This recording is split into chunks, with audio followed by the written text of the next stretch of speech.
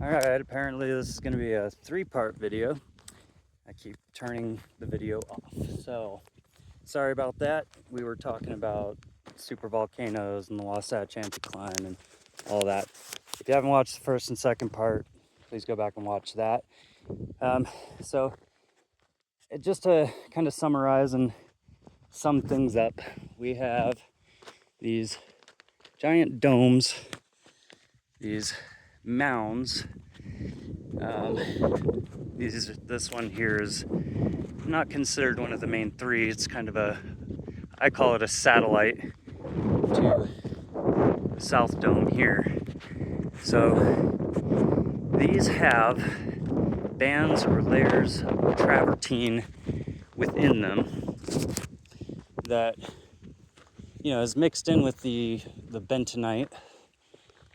But the travertine seems to be following almost like a vein fissure type.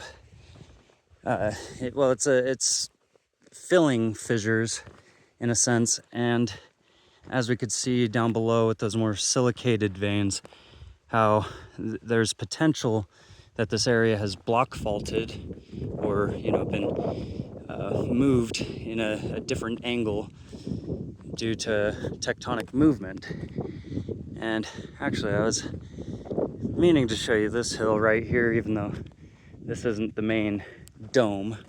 Okay, there is some interesting things to look at on this dome. More of those silicated veins and outcroppings of travertine, especially up towards the top, as well as some rather interesting quartzite type material that's very rich in iron and almost cemented with iron.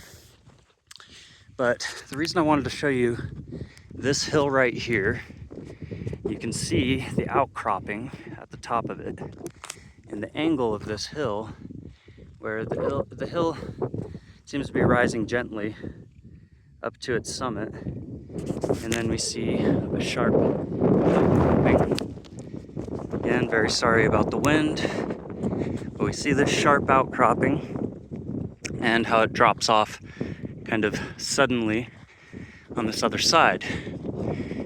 And if I went up there, which I don't really feel like it right now, but if I went up there, you'd see more clearly than what you can see here how the rock is lifted up at an angle, again almost the same angle as some of our veins down at the bottom of that ramp over there. So in fact, it seems like it's at the exact same angle and pointing in the same direction.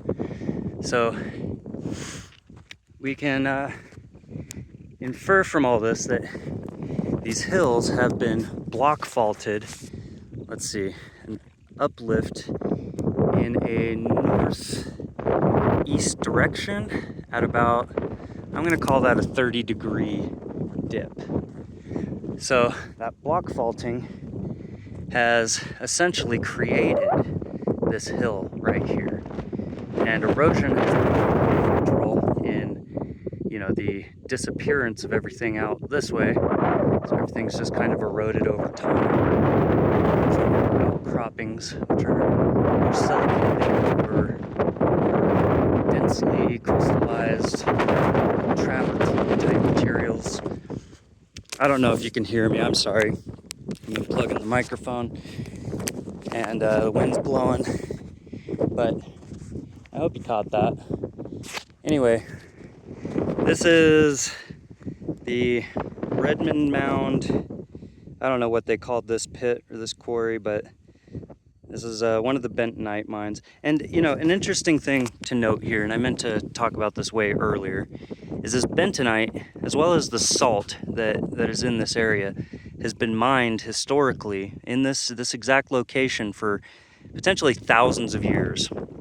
So the Paiute, today a lot of what we call the Navajo or the Diné tribe, they mined this bentonite and the salt, and the Spaniards came along, then they started mining it. So this has been a very significant spot for a very long time. to a lot of different people, and even still to this day, this is a major industrial mining operation to the north.